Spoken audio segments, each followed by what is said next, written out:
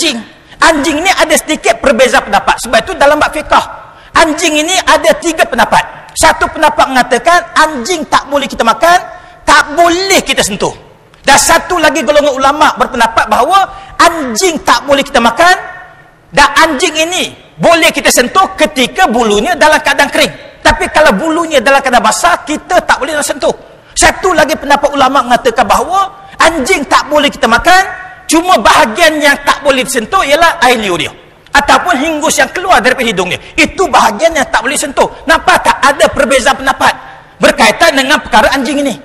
Jadi itu tentang babi dengan anjing. Belum lagi kita masuk binatang-binatang lain.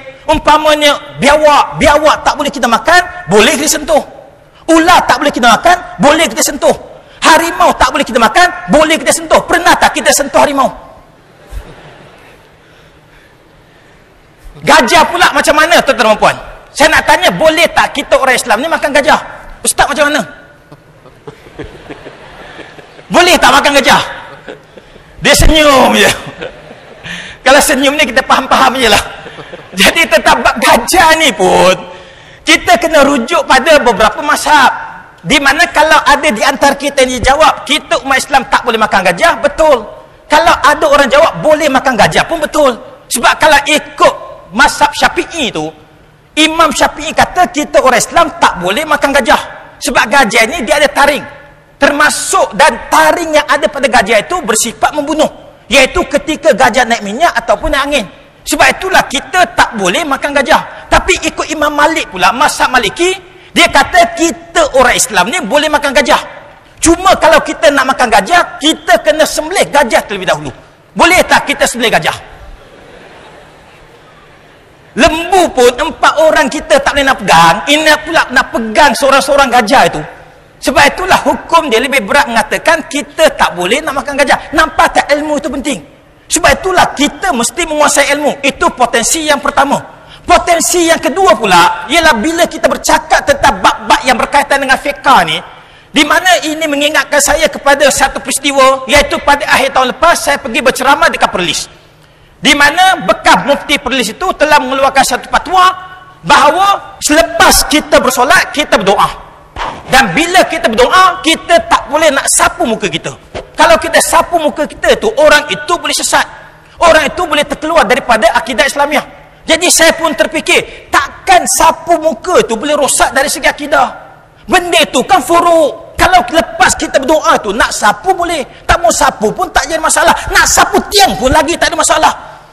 Sebab ada hadis mengatakan, Nabi selepas berdoa, Nabi sapu tiang. Jadi benda-benda itu furuk. Disebabkan kita orang Islam lah banyak bercakap tentang benda remeh-temeh, menyebabkan pokok persoalan yang paling utama kita abaikan. Ini menyebabkan kita kehilangan banyak potensi, khususnya di kalangan para mahasiswa, yang setengah-setengah daripada mereka bercakap benda yang remeh-temeh.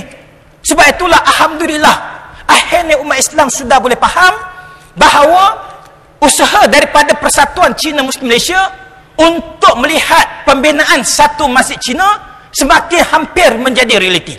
Dan umat Islam telah menyatakan sokongan dia, iaitu 2 hari lepas Menteri di Jabatan Perdana Menteri Datuk Seri Zahid Hamidi telah mengumumkan telah akan memberikan peruntukan sebanyak RM1 juta sebagai dana awal untuk membina masjid Cina yang pertama di wilayah persekutuan. Alhamdulillah. Dan beliau juga menyatakan bahawa setiap sen yang kita kutip, pihak kerajaan akan tampung jumlah yang kita kutip itu untuk menjayakan pembinaan masjid itu. Dan untuk maklumat semua, masjid Cina ni sebenarnya nama dia bukan masjid Cina. Masjid dia boleh jadi macam-macam nama. Kalau nak guna nama saya pun tak ada masalah. Maksud masjid Cina tu ialah masjid yang mempunyai seni bina Cina, iaitu reka bentuk Cina. Itu yang kita nak. Sebab kita nakkan masjid Cina ini berperanan untuk berdakwah kepada orang Cina, nak tarik orang-orang Cina kepada masjid untuk mendapatkan informasi yang berkaitan dengan Islam. Sebab itulah soal reka bentuk ini, seni bina ini, sebenarnya benda itu tak merosakkan akidah. Sebab kalau kita pergi ke negara Cina, dan saya kebetulan baru balik daripada Cina, dan saya juga telah menghasilkan satu buku terbaru saya, Rahsia Islam di Cina.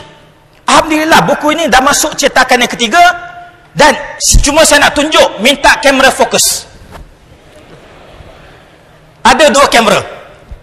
Dia boleh fokus mana-mana. Ini masjid yang paling tua dekat negara China, di mana masjid ini berusia lebih daripada 1300 tahun. Masjid Xi'an. Nampak ke tak nampak? Ini Masjid Xi'an.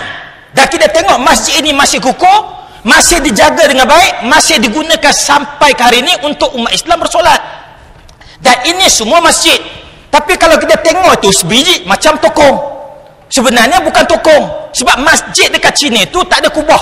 Masjid di Malaysia ada kubah. Dan prasyarat dalam pembinaan masjid bukannya kubah. Prasyarat yang paling utama ialah menara. Sebab itulah menara mesti ada. Soal ada kubah tak ada kubah, itu bukan persoalan yang penting. Sebab kalau kita pergi ke Melaka pun, masjid-masjid lama di Melaka pun tidak ada kubah. Tapi mempunyai seni bina macam seni bina Cina.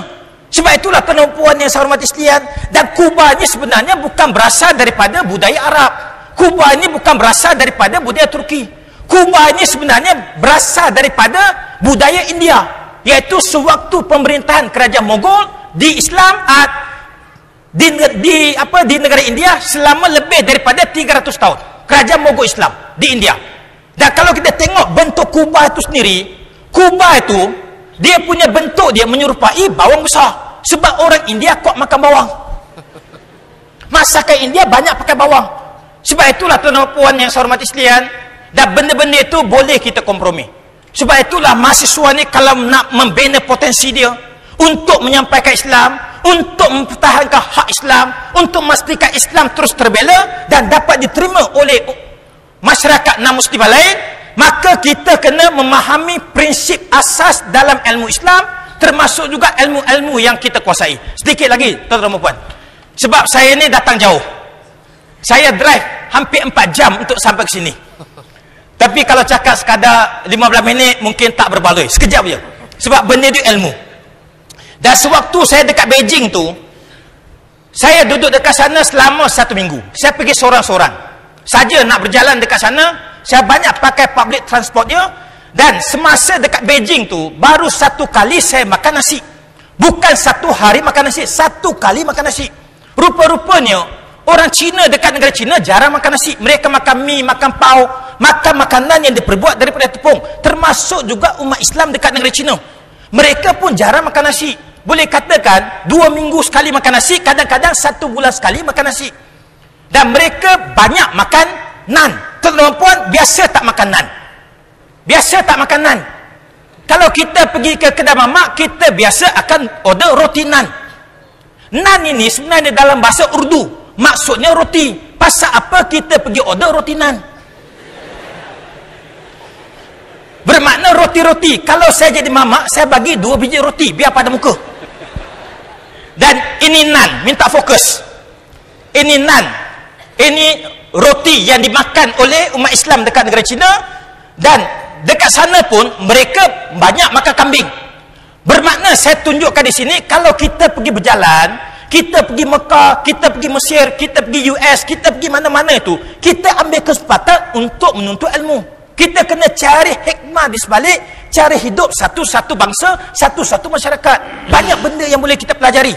Dan dekat sana tu, sepanjang saya duduk dekat Beijing itu, saya tiap-tiap hari pergi ke Medan Tiananmen. Saya naik bas saja, RM1 je, boleh round satu Beijing, di mana umat Islam dari sana tiap-tiap hari makan kambing. Saya pelik. Saya tengok walaupun mereka tiap-tiap hari makan kambing, tak ada darah tinggi di kalangan umat Islam dekat negara China.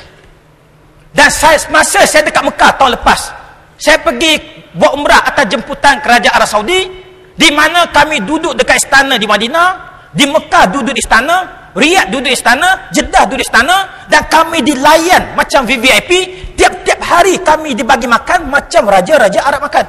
Tiap-tiap hari kami dibagi makan kambing. Nasib baik tak jadi kambing. Jemu tengok kambing. Tapi saya perhatikan orang Arab pun jarang ada darah tinggi. Dan di Uzbekistan pun mereka tiap-tiap hari makan kambing, tak ada darah tinggi. Jadi saya pun pelik, pasal apa umat Islam dekat luar negara makan kambing darah tak naik, kita orang Malaysia makan kambing darah naik. Saya cek itu, rupa-rupanya puncanya bukan daripada makanan. Kambing tak bersalah tuan-tuan dan puan. Yang bersalah ialah cara kita makan.